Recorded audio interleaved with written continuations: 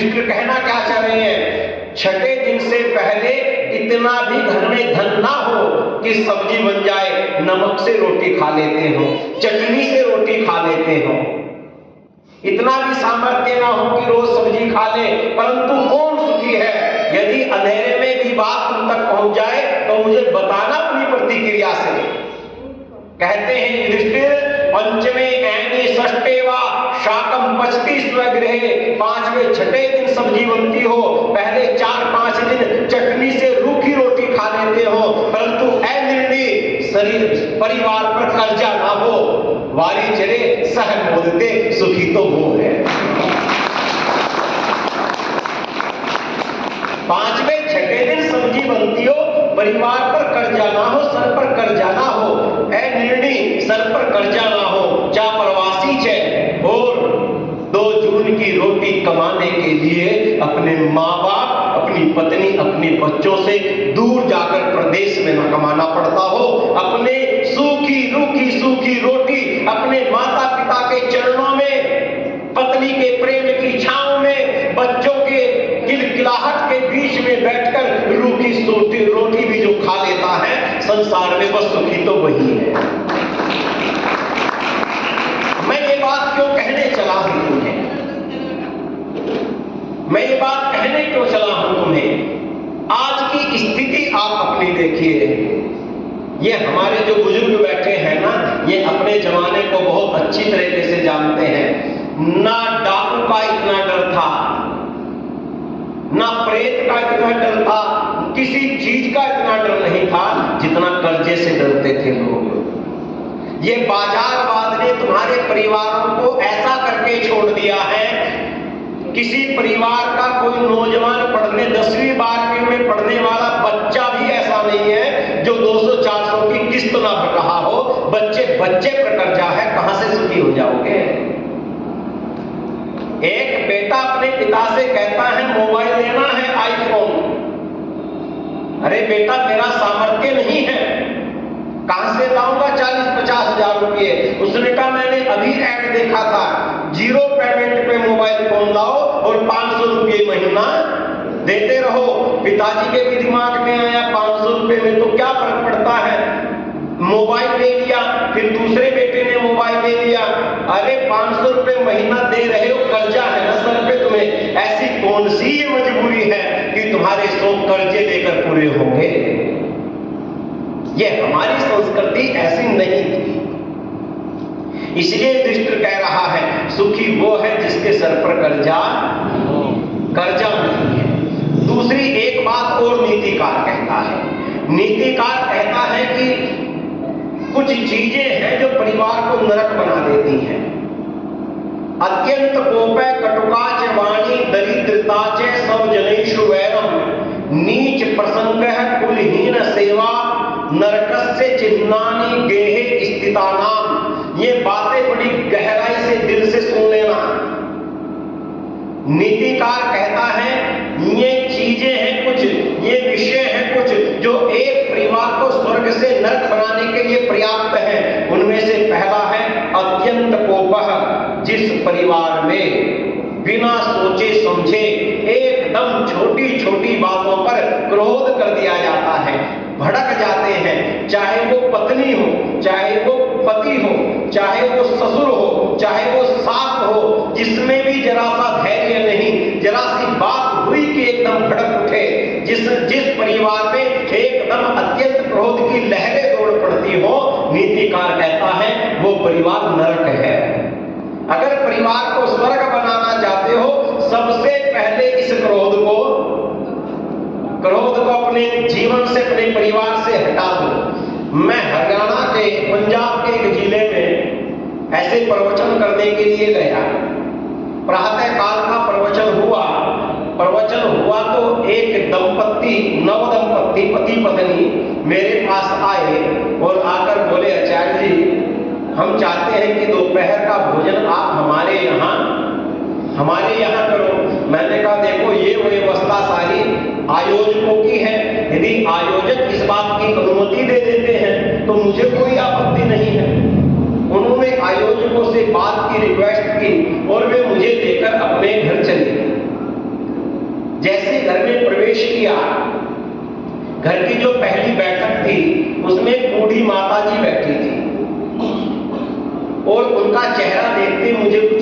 सा लगा, जैसे पुरोहित में बैठी हूं। मैं जाकर बैठ गया, मैंने नमस्ते की, माता जी चुप रही, मैं दोनों अंदर चले गए। तभी उनकी वो पुत्र वधू जल लेकर मेरे लिए ट्रे में रखकर एक गिलास में लाई। बड़ी विनम्रता से, बड़ी सहजता से उसने मुझे जल दिया। मैंने जल लाकर गिलास उसकी ट्रे में रखा, वो चली गई। अब मैंने सोचा कैसे बात करूं माता जी से, माता जी तो कुछ बोलती नहीं है।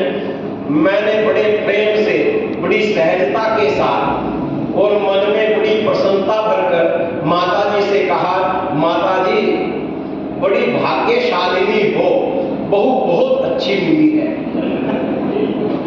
मुझे क्या पता था, आगे तो आप समझ गए हो। मुझे क्या पता था, ये तो ठीक ऐसा कर दिया मैंने जैसे बारूद से भरे पटाखे की बाती में आग लगा दी हो। जैसे ही मैंने कहा उधर से पटाखा फट पड़ा और माता जी मेरी ओर देख के बोली, आचार्य जी तुम रहते हो इसके साथ? तुमने देखा है इसको? इसके साथ मैं रहती हूं। और अगली बात तो कमाल की थी, इसके साथ मैं रहती हूं, मेरी छाती पर मूंग, मेरी छाती पर मूंग दलती है और इतनी बदतमीज है। मैं सच्ची घटना आपको बता रहा हूं, इसीलिए मैंने किसी भी पात्र का नाम नहीं लिया। उसने कहा कि इतनी बदतमीज है कि कल मेरे साथ इसने इतनी बदतमीजी की कि मैंने कल से अब तक एक निवाला, एक टुकड़ा भी नहीं खाया। मैं कल से भूखी बैठी हूं, मैंने भोजन तक नहीं किया, चाय तक नहीं पी। वो मुझे बता ही रही थी, तभी वे बेटा और बहू दोनों आ गए और हाथ जोड़ के बोले, आचार्य प्रवर माता जी बहुत गुस्सा करती है। कल मेरी पत्नी से कोई गलती हो गई, रसोई में इनकी चाय में कुछ कम ज्यादा मीठा हो गया कुछ, तो ये मेरी पत्नी पर भड़क गई और इसको अच्छी बुरी बातें कहती कहती ये इसके परिवार तक चली गई। तेरा पिता भी ऐसा ही है, तेरी माँ भी ऐसी है। अब ये सच मानना, ये जो माताएं बैठी हैं अपने ऊपर तो झेल ले जो झेल ले, और तो कोई इनके पीहर को कहे तो दुख होता है। तो मेरी वो कह रहा है कि इस मेरी पत्नी ने मेरी माता जी को पलट के केवल इतना कह दिया, माता जी देखो मुझे तो चाहे कुछ कह लो, मेरी माँ की इसमें क्या गलती है, चीनी ज्यादा हो गई तो, मेरे पिता की इसमें क्या गलती है। देखो माता जी मेरी बात का बुरा मत मानना, खबरदार मेरे माता पिता के विषय में कुछ मत कहना। बस इस बात पे ये बिल्कुल भोजन को दूर करके बैठ गई। मैं आया तो मुझे माता जी ने बहुत कहा कि इसने मेरे साथ बदतमीजी की है, ऐसा ऐसा कहा है। अब बताओ मैं इस बात पर इसको पीटूं? अब माता जी भोजन नहीं करती, भूखी बैठी। अब अगली बात का आनंद लेना। मैंने माता जी से कहा, अच्छा माता जी ये बताओ गलती किसकी है? माता जी उत्तर देती तो उन्होंने सीधा कहा, हाँ आचार्य जी आपको भी मुझ में ही खोट, आपको भी मुझ में ही खोट नजर आ गया, आपको भी मुझ मेरी ही गलती दिखाई पड़ रही है। मैंने कहा ना माता जी, मैं निर्णय करने वाला कौन ठहरा, मैं तो ये पूछना चाहता हूँ गलती किसकी है? तो तपाक से बोली गुस्से में, सारी गलती इसकी है, बेटा भी मानने को तैयार नहीं है। मैंने कहा बिल्कुल ठीक है, अब इस विषय को छोड़ दो, अपनी गलती अपने आप भुगतेगी। अच्छा माता जी थोड़ा धर्म में भी, ईश्वर में भी विश्वास करते हैं? तो तुरंत माला निकाल के बोली धोती के नीचे से, सारा दिन उसे ही तो जपती हूँ, सारा दिन उसे ही तो जपती हूँ। मैंने कहा माता जी अच्छा सच बताना, ईश्वर न्यायकारी है या अन्यायकारी है? उसने कहा वो तो न्यायकारी है आचार्य जी। मैंने कहा बिल्कुल, आपकी भक्ति बहुत अच्छी है। अच्छा बताओ, न्यायकारी का लक्षण क्या होता है? जिसकी गलती हो सजा वो भुगते, या जिसकी गलती ना हो सजा वो भुगते? उसने कहा नहीं, वही भुगतेगा जिसकी गलती होगी। न्यायकारी का तो लक्षण यही है।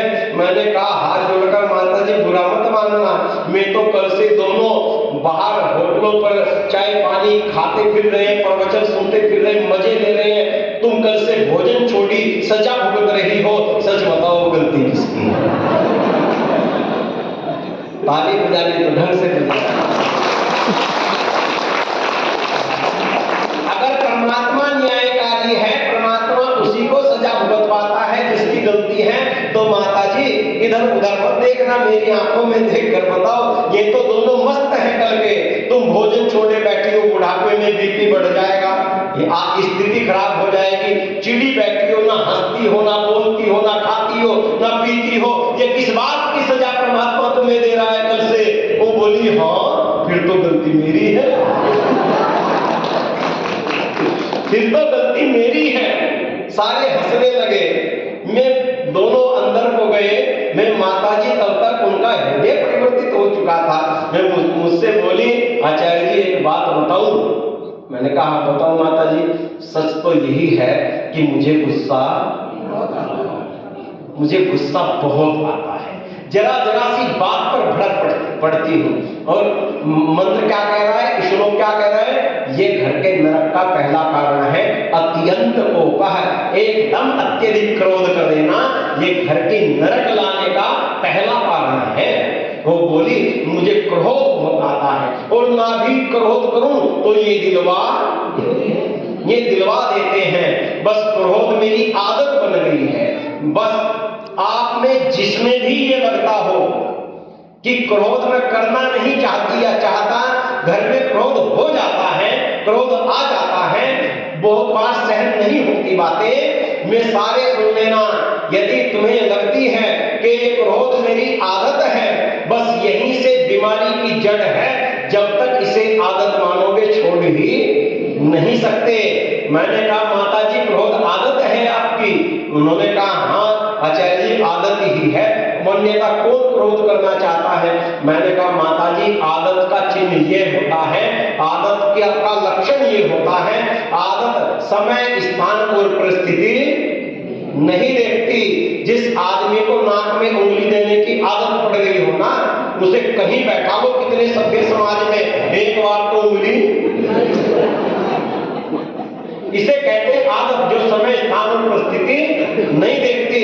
माताजी या तुम में से किसी को भी लगता हो बच्चों पर क्रोध कर देते हो, पत्नी पर भड़क पड़ते हो, और ये लगता हो गलती तो करता हूं परंतु मेरी आदत बन गई है, मैं उन सबसे कहता हूं तुम्हें 24 घंटे के लिए डीएम ऑफिस में बैठाऊं, अगर एक बार भी तुम्हारे मुंह से क्रोध आ जाए, मैं तुम्हें धमकाएंगे भी, गाली भी देंगे, और तुम बार बार बाबूजी बाबूजी करोगे।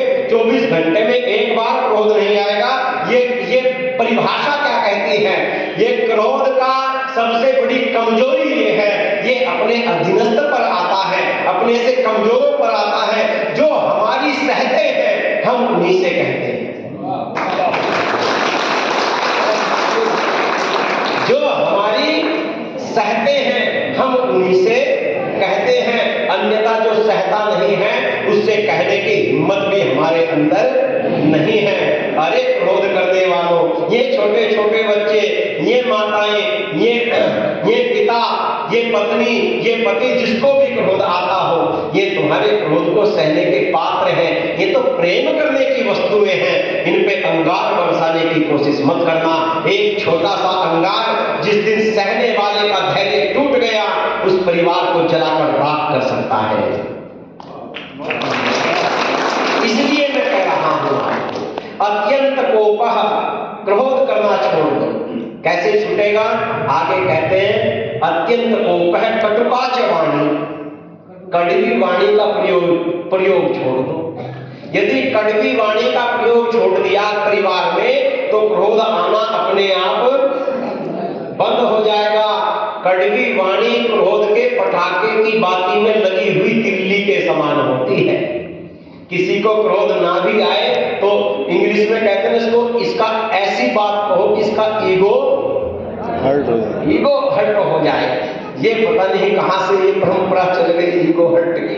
तो शास्त्र कहता है पहले क्रोध मत करो परिवार में। अगर परिवार का आनंद लेना चाहते हो, सुख में डूबना चाहते हो, कैसे होगा? कटुकाच वाणी, कड़वी वाणी का प्रयोग बंद कर दो। परिवार में बैठो, हंसो, बोलो, खिलो, खिलाओ। ऐसी वाणी मत बोलो कि एक दूसरे के पास बैठते भी डर लगे, अपनी बात कह ना सके। एक डॉक्टर जो हार्ट की चिकित्सा करता था, हार्ट का ऑपरेशन करता था, उसने अपने ऑपरेशन थिएटर के बाहर 2 लाइनें लिखी थी, यदि खोला होता परिवार के साथ तो आज ना खोलना पड़ता औजार के साथ। यदि खोला होता परिवार के साथ क्या हार्ट तो आज ना खोलना पड़ता औजार के साथ। मुंह फुलाए बैठे हो एक दूसरे से। मैं कितना कहा करता हूं, जिस परिवार में तुम रह रहे हो, बड़ी आज यहां से जाके सुबह उठ के परिवार के सारे चेहरों को बड़ी गौर से देख लेना और फिर अपनी उम्र को देखना।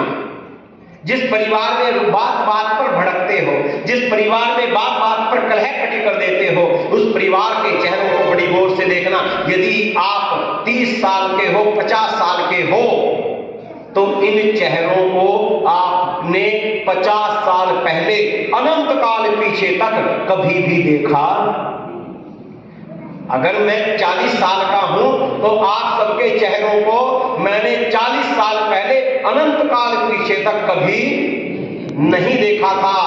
अगली उम्र का एक पल का भी भरोसा नहीं है।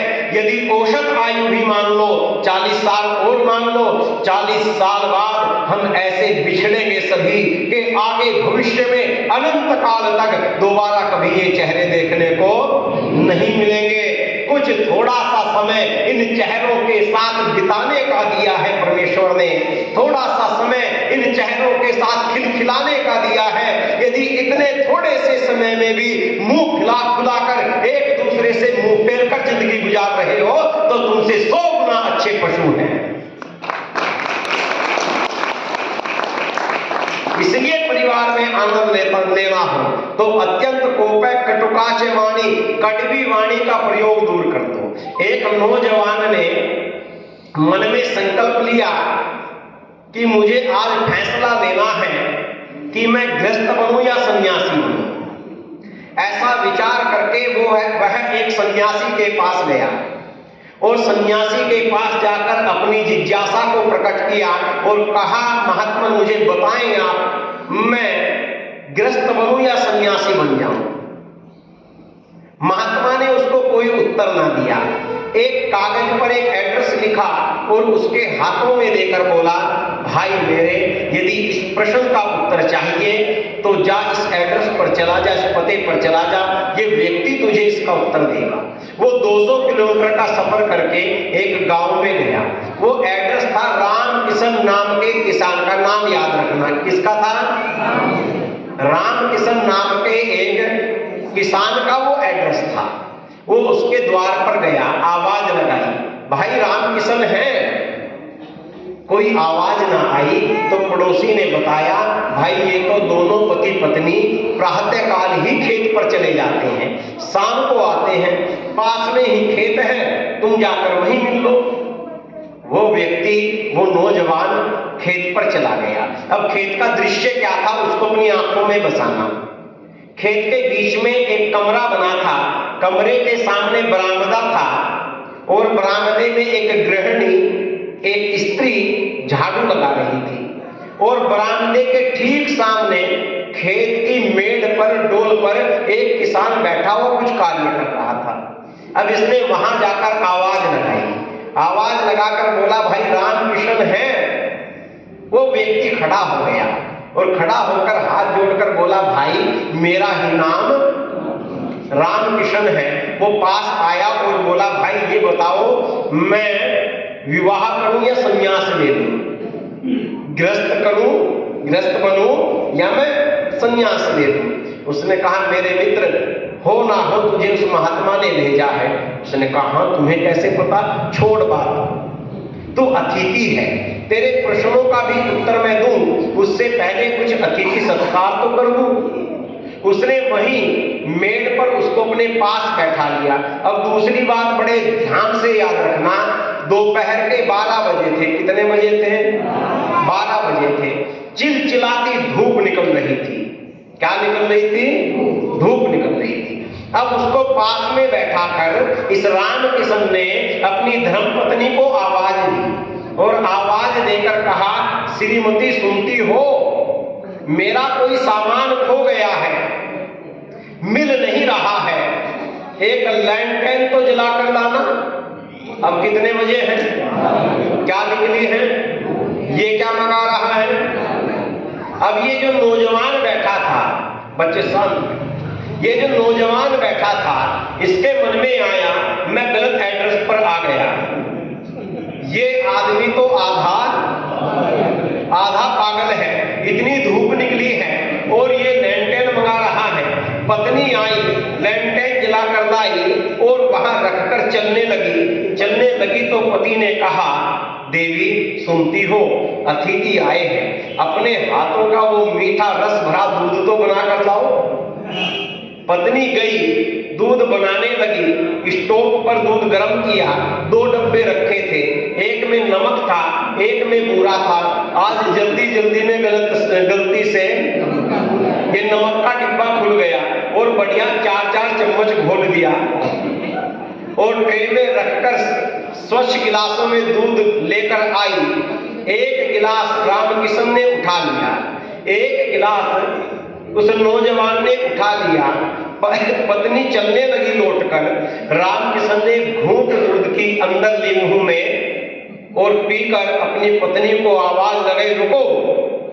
पत्नी घबराई, हार्ट बीट बढ़ गई, पीछे देखकर बोली, क्या हुआ? उसने कहा बहुत हो गया, आज तो तुम्हें बताना पड़ेगा। उसने कहा क्या पूछना चाहते हो? उसने कहा ये बता, बंगाल का जादू तूने सीखा कहां से? मैं इतनी रिश्तेदारियों में घूमता हूं, हमसे भी अच्छी नस्ल की गायें बड़े बड़े परिवारों में हैं, परंतु मैंने सारी दुनिया में दूध पिया है, इतना स्वादिष्ट अमृत जैसा दूध बनाती कैसे है? ये जादू तूने कहां से सीखा है? वो मुस्कुराकर चल दी। इस नौजवान ने सोचा उत्तर मिले ना मिले, ये अमृत जैसा दूध पी पहले। अब इसने गिलास उठाया और एक घूंट दूध का अपने मुंह में लिया। अब ना तो नीचे उतरे और ना बाहर फेंका जाए, मुंह में दूध है और मस्तिष्क में विचार है। मस्तिष्क में विचार कर रहा है मैं गलत था, जो सोच रहा था ये आदमी आधा पागल है, ये आदमी तो पूरा पागल है। इसने एक घूंट जैसे तैसे निगला, अंदर दिया, गिलास रखा, खड़ा होकर बोला, अच्छा रामकिशन जी मैं तो चलता हूं। उसने कहा प्रश्नों के उत्तर तो ले ले। उसने कहा मिल गए,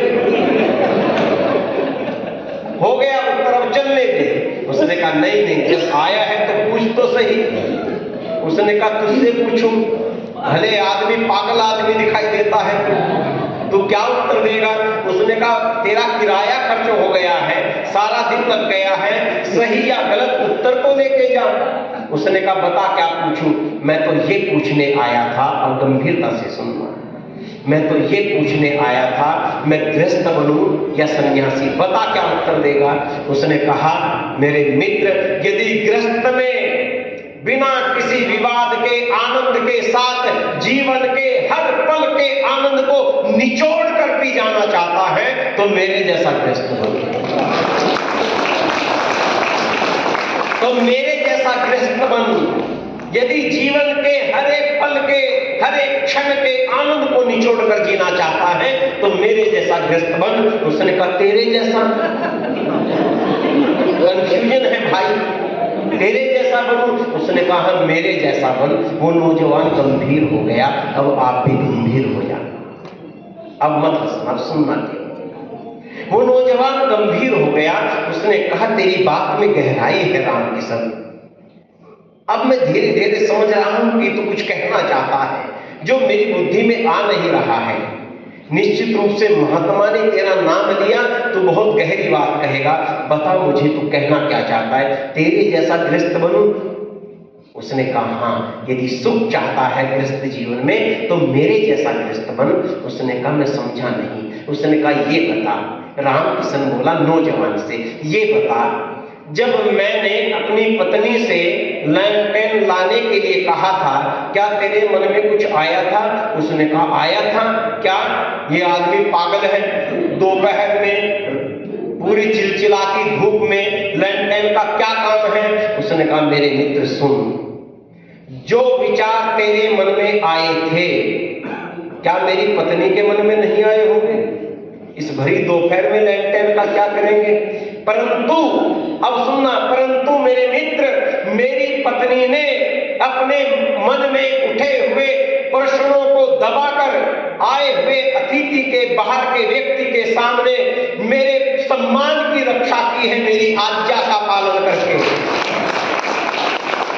करते रहेंगे बाद में बहस, कर लेंगे अपना निर्णय, परंतु बाहर के व्यक्ति के सामने उसने मेरी आज्ञा का पालन करके मेरे सम्मान की रक्षा की है। अब जरा सा धैर्य से बताना मेरे मित्र, क्या तू मुझे इतना बेवकूफ समझता है कि मैं नमक के कड़वे दूध का स्वाद ना पहचानूं? क्या तू मुझे इतना, मेरी जीवा का स्वाद क्या मर चुका है? गंभीर हो गया नौजवान। रामकिशन तुझे भी कड़वा दूध लगा था? बोला रामकिशन मेरे मित्र, बेहद कड़वा दूध वो था। तो उसने कहा यही समझाना चाहता हूं, गृहस्थ बनना तो मेरे जैसा बनना मेरे मित्र। वो ही मेरी पत्नी जिसने अभी कुछ पल पहले बाहर के व्यक्ति के सामने मेरे सम्मान की रक्षा की थी, अब हो गई उससे गलती। अब जिम्मेदारी मेरी बन गई कि मैं उसकी गलती को छुपाकर बाहर के व्यक्ति के सामने उसके सम्मान की रक्षा करूंगा। मेरी वाणी कड़वी नहीं हो पाएगी, मेरी वाणी में जहर नहीं भर पाएगा। मेरे पत्नी ने अपने वाणी के संयम को बरकरार रखा, मेरा सम्मान किया, तो उसकी गलती पर मैं अपनी वाणी को संयमित करूंगा। मैं अपनी वाणी में जहर भरने नहीं दूंगा। ये मर्यादाएं थी। अब अगली बात को मैं कहने जा रहा हूं, तुम्हारे मोबाइल में ये रिकॉर्ड होकर रह जाएगी। मैं दिल से कह रहा हूं, ये बात हृदय से बोल रहा हूं मैं। ये हमारी मर्यादा दी है। जो हमारे बुजुर्ग बैठे हैं, ये जितने बैठे हैं, इनसे कभी बैठकर इनके अनुभव पूछना। मेरे दादाजी 6 फुट के व्यक्ति थे, गोरे चिट्टे थे, अंग्रेज जैसे लगते थे। मेरी दादी 5 फुट की थी, 1 फुट कम, काली कलूटी थी, फिर भी वो जोड़ा कामयाब रहा। उन्होंने 7 संतानें बनाकर समाज को सौंपी। इनसे पूछना, इनके बाबा, इनकी दादी बहुत गोरी रही होगी, दादा काले कलूटे रहे होंगे, फिर भी वो जोड़ा कामयाब रहा। 10 संतानें बनाकर, सुयोग्य संतानें बनाकर समाज को सौंपी गई उन जोड़ों के द्वारा। हो सकता है आपके दादा बड़े पढ़े लिखे हो, दादी अंगूठा छाप हो, फिर भी वो जोड़ा कामयाब रहा। इतनी विसंगति होने पर भी मैं तलाक की अर्जी लेकर कोर्ट में खड़े नहीं हुए। उन्होंने अपना जीवन साथ बिताकर संतानें बनाकर समाज को सौंपी थी। ये वैदिक मर्यादा थी। क्या घट गया ऐसा, क्या बिगड़ गया ऐसा? आज तो इंच नापते हो, आज तो इंच नापते हो, लंबाई से लंबाई, कलर से कलर, पैकेज से पैकेज। कितना पैकेज मिलता है? नौकरी से नौकरी, कुंडली से कुंडली, रंग से रंग, ढंग से ढंग, औकात से औकात, सब कुछ इंच मिलाकर विवाह करते हो। और होता क्या है? रिसोर्ट में मिलते हो, 1 साल बाद कोर्ट में अलग हो जाते हो।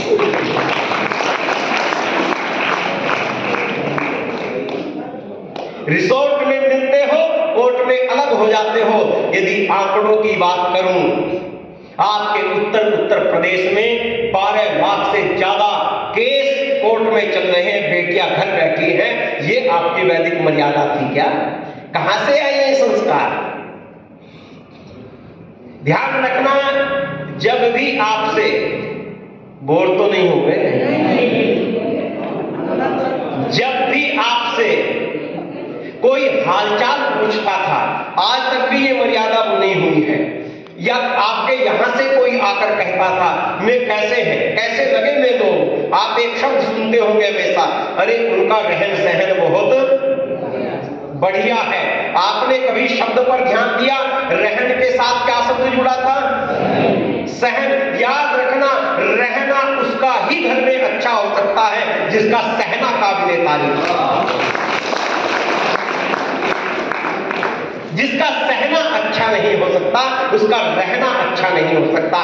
जो बाप की नहीं सह सकता, जो माँ की नहीं सह सकता, जो भाई की नहीं सह सकता, जो पत्नी की नहीं सह सकता, जो पत्नी पिता की नहीं सह सकती, सास की नहीं सह सकती, फिर उसे सारी दुनिया की सहनी पड़ती है। याद रखना,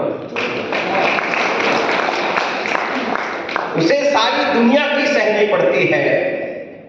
जो अपनी सास की थोड़ी सी बातों से, थोड़े से कमेंट से, या अपने पति के थोड़े कमेंट से नाराज होकर मेरा ईगो क्यों हर्ट कर दिया, अपने घर आकर बैठ जाती है। कड़वी बात कह रहा हूं, वो अपने पति के 2 कमेंट को हर पल याद करती है।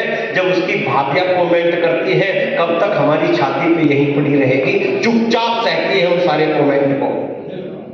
अगर इतनी बातें अपने पति की सह लेती, पति पत्नी की सह लेता, संबंध बना के रखते, तो ये स्थितियां खड़ी नहीं होनी थी समाज में। इसलिए मैं कह रहा हूं, अत्यंत कोप, कटुका चवाणी, एक दूसरे को सहना प्रहार न करो। और कमाल की मैं बात बताऊं तुम्हें, ये वैदिक संस्कृति का सुंदरता की पराकाष्ठा है। क्यों पहले तलाक नहीं होते थे? 2-3 बातें मैं बता रहा हूं। परिवर्तन समाज में आएगा तो जब आएगा जब हम लुट और पिट चुके होंगे। क्यों तलाक नहीं होते थे? उसके 2 कारण बता रहा हूं, एक शास्त्रीय और एक मनोवैज्ञानिक। शास्त्रीय कारण सुनिए। जिस समय वैदिक रीति से, वैदिक संस्कृति में वेद मंत्रों के आधार पर 2 आत्माओं का मिलन किया जाता था। किनका मिलन है? 2 आत्माओं, शरीर का नहीं, 2 आत्माओं का मिलन किया जाता था। वेद मंत्रों के आधार पर अग्नि को साक्षी मानते हुए, और पुरोहित, जैसे भी मुझसे बता रहे थे कि मैंने विवाह करवाया था सुरेश रैना जी का, जिनके ससुर जी बैठे हुए यहाँ। तो जब ये पुरोहित वैदिक मंत्रों से हमारे धर्माचार्य 2 आत्माओं को मिलाते हैं, तो अंतिम विवाह संस्कार के अंतिम चरण में एक संकल्प दिलवाते हैं। वर वधु के सामने खड़ी होती है, वधु वर के सामने खड़ा होता है। बड़े ध्यान से सुन लेना मेरी बेटियों, तुम तो अपने अंदर उतार कर ले जाना इस बात को। दोनों को आमने सामने खड़ा करके एक मंत्र पढ़ता है, यानी काली च घोराणी, और उसका विस्तृत अर्थ मैं तुम्हें बता रहा हूं। वो संकल्प दिलवाता है पुरोहित, वधु के मुख से कहलवाता है। वधु कहती है वर को, मेरे पतिदेव, आज अग्नि के सामने मैंने तुम्हें पति के रूप में वर्ण किया है। अब बड़े भाव से सुनना, मैंने पति के रूप में आपको वर्ण किया है। मेरे माता पिता ने हजारों नवयुवकों में से तुम्हें मेरे लिए चुना है। इसका मतलब है तुम गुणों के भंडार हो। इसका मतलब है तुम में बहुत सारे गुण हैं, परंतु पतिदेव ऐसा तो नहीं कि तुम में कुछ अवगुण ना हो। मैं अवगुण जो अब तक तुम्हारे माता पिता को भी नहीं पता है, जब साथ रहूंगी तो मुझे पता लगेंगे। होता है नहीं ऐसा? जब साथ रहूंगी मुझे पता लगेंगे। यानी कानी चे घोराणी, जो घोर अवगुण तुम्हारे चरित्र में होंगे, में भी मुझे पता लगेंगे। मैं यहाँ पुरोहित के सामने, इन 5 तत्वों के सामने, अग्नि के सामने, इस समाज के सामने आज एक भीषण संकल्प करती हूँ। क्या करती हो? वो कहती है, मेरे वर, तुझ में गुणों का भंडार है, तू अनेक गुण है, परंतु कुछ घोर अवगुण अवगुण भी होंगे। मैं संकल्प लेती हूं तुम्हारे अवगुणों को दूर करने में मैं अपने प्राण लगा दूंगी। परंतु यदि ठहर कर सुनना, यदि इतना करने पर भी मैं तुम्हारे उन दुर्गुणों को दूर ना कर पाई, तो लो आज संकल्प लेती हूं मैं तुम्हारे दुर्गुणों के साथ जिंदगी गुजार दूंगी, तुम्हारा साथ छोड़ कर दूंगा।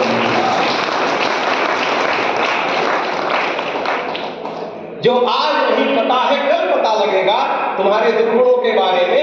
मैं कोशिश करूंगी कि तुम्हारे दुर्गुण दूर कर दूं, परंतु यदि ना कर पाई तो भी मृत्यु पर्यंत तुम्हारा साथ निभाऊंगी, मैं छोड़कर नहीं जाऊंगी। फिर वर कहता है वधू से, प्राण प्रिय, मेरे परिवार ने तुम्हें मेरे लिए चुना है, निश्चित रूप से तुम भी गुणों का भंडार हो। तुम्हारे चरित्र में सब गुण हैं जो एक स्त्री में होने चाहिए, परंतु ऐसा तो नहीं कि सब कुछ गुण ही गुण हो। तुम्हारे अंदर भी कुछ अवगुण होंगे। वहां संकेत करते हैं, बालों में, चाल में, कई संकेत करते हैं। मैं यहाँ मुख्य रूप से बता रहा हूं।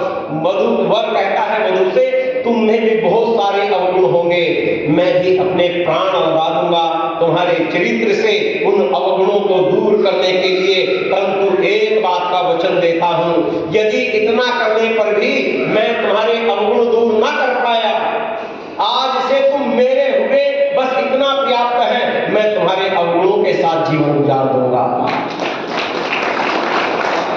लेके जाना ये बात, मैं अपने शब्दों में इस बात को कह रहा हूं, अपने शब्द लिखे थे मैंने कभी।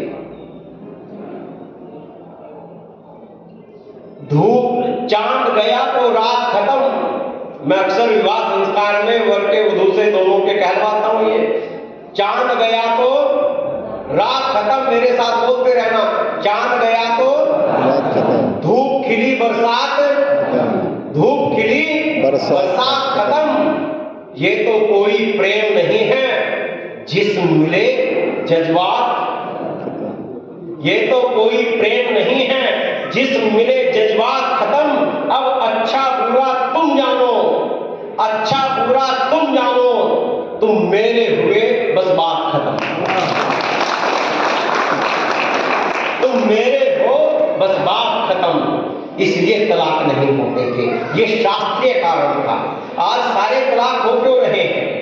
विवाह करके आए, कल बेटी को कोई, उस वधू को कोई रोग पा गया, हमारे साथ तो धोखा हुआ है जी, हमें तो पहले बताया नहीं था, इसको तो ये भी है, ये तो ऐसी भी है, वैसी भी है। अरे तुमने 6 दिन बैठकर एक एक बात लिखी थी क्या? अरे तुमने देखा था, हमने देखा था, संस्कार मिले थे, व्यवहार मिले थे। अब कुछ गुण अवगुण तो रहेंगे जो नहीं पता लग सकते, अब पता लगते हैं तो सहन करो उनको। यदि सहन कर गए तो रहन आपका अच्छा हो जाएगा। यहां आकर कहता है मैं, और यदि दोष रहे भी उन्हें दूर कैसे करना है, कैसे एक दूसरे के दोष को दूर करें। मेरा विवाह हुआ, मैं अपना ही उदाहरण में दे रहा हूं, ये सीख लेना, सीखने की बातें हैं। मेरा विवाह हुआ, आपके मुजफ्फरनगर से ही मेरी धर्मपत्नी है। अब विवाह को 6 महीने ही हुए थे। हमारी माताजी प्रौढ़ विचारों की थी। मैं सामाजिक व्यवस्था में जाट बिरादरी से हूं, तो हमारे माताएं थोड़ी क्रूर भी होती हैं, मैंने शरीर से भी और वैसे भी दबंग होती हैं, कठोर। तो ऐसी हमारी माताजी थी। तो मेरी पत्नी को जाना था एक अन्य रिश्तेदारी में, विवाह में। सीख लेना दोष दूर कैसे किए जाते हैं। 2 उदाहरण दूंगा, वाणी को विराम कर दूंगा। मेरी पत्नी ने मुझसे कहा कि मुझे कटिंग करवानी है। मैंने कहा मुझे तो कोई दिक्कत नहीं, गंजी हो जाए, बाल तेरे, इन बातों में मुझे कोई समस्या नहीं। तू मेरी मान, मैं तेरी मान, इतना पर्याप्त है। बाल कैसे रखे कोई झगड़ा नहीं। परंतु एक बात वो बोली, नहीं मुझे आपका तो पता है, परंतु माताजी से भय लगता है। माताजी के आगे कहा कि मैं कटिंग करवाना चाहती हूं, बखेड़ा कर देंगी। मैंने कहा ये भी तेरी बात सच्ची है। फिर मैंने कहा देख, हमारे वैदिक संस्कृति ने हमें एक ही बात सिखाई है, क्या? सांप भी मर जाए। मैंने उसको समझाई कुछ बातें। हम नीचे आए, बरामदे में माताजी बैठी हुई थी, वो रसोई में थी। वो आई बाहर, मैं भी नीचे आ गया और वो आकर मुझसे वो बोली रसोई से बाहर आकर, धर्मपत्नी जी शादी में जाना है, कटिंग करवा के आनी है। मैं तुरंत आंखें निकाल कर बोला बड़े गुस्से में, खबरदार, ये फैशन जितने अपने खानदान में कर लिए, मेरे खानदान में ये फैशन नहीं चलेंगे। उसने तुरंत माताजी की कुर्सी के पीछे जाकर मेरी ओर देखकर कहा, तुम बीच में क्यों बोला करते हो? तुमसे पूछ कौन रहा है? मैं तो अपनी माताजी से कह रही हूँ। माताजी बोली, मैं देखती हूँ कौन रोकता है, मैं जाऊंगी। शास्त्री होगा, लोगों के सामने होगा विद्वान, मेरे बीच में नहीं बोल सकता। मैं लेके जाऊंगी, तू रोक के दिखाना। मैंने कहा बन गई। झगड़ा करने की आवश्यकता कहाँ है? परंतु ये युक्तियां बुद्धि में तब सूझती हैं जब बुद्धि और हृदय छल और कपट से रहित हो, रास्ता निकल जाता है। एक दूसरा उदाहरण मैं देता हूं, थक तो नहीं गए, वाणी को विराम कर दूं। मैंने कहा था मैं बड़े दिल से बोलने, ये विषय मेरी विधा है, कल का विषय भी ऐसा ही रहेगा। तो कैसे इन दोषों को दूर किया जाता है? एक पति ने अपनी पत्नी से कहा कि आज तो आलू फ्राई करके सब्जी बनाओ। पत्नी रसोई में गई, पति देव रसोई के बाहर गेट पर अखबार लेकर खड़े हो गए। पत्नी ने ब्रैफिल में थोड़ा सा तेल डाला गर्म करने के लिए। पति ने अखबार नीचे किया और देखकर कहा, तुम्हें 10 साल हो गए सब्जी बनाते, इतना तेल कोई डालता है भला? ऐसे सब्जी बनती है? पत्नी का क्रोध एकदम सुई लाल पर चली गई और घूर कर देखा, पति ने अखबार उड़ा लिया। उसने किसी तरह अपने आप को संयमित किया, रोका, क्रोध को दबाया, जीरा थोड़ा सा डाला। पति ने फिर अखबार नीचे किया। उसने कहा, इतना जीरा 50 आदमी खाएंगे क्या? 10 साल से सब्जी बना रही हो, ये नहीं पता? अब तो पत्नी से रुका नहीं गया जी। पत्नी बड़े क्रोध में आके उसकी ओर देखा, उसने फिर अखबार डाली। पत्नी ने मन महसूस कर अपने क्रोध को फिर दबाया और दबाकर फिर थोड़ा सा उसमें प्याज डालने लगी। पति ने फिर अखबार नीचे किया और फिर कहा, इतने प्याज? कमाल हो गया, 10 साल से सब्जी बना रही हो, पता नहीं कितना प्याज पड़ेगा। इस बार तो इसने प्रेफिल एक तरफ रखा और बड़े क्रोध में इसकी ओर देखा। इसने अखबार कड़ा लिया, इस बार तो चिमटे से अखबार फाड़ दिया और आंख में आंख डालकर बोली, कहना क्या चाहते हो? तुम बनाते हो 10 साल से सब्जी, मैं तब से देख रही हूँ, टोके जा रहे हो। तुम बनाते हो सब्जी, कहना क्या चाहते हो? मुझसे सब्जी बनानी नहीं आती। अब पति ने पैतरा बदला और बोला, कमाल है, तेरे जैसी सब्जी तो कोई बना ही नहीं सकता। तेरे जैसी सब्जी तो किसी रिश्तेदारी में नहीं बनती।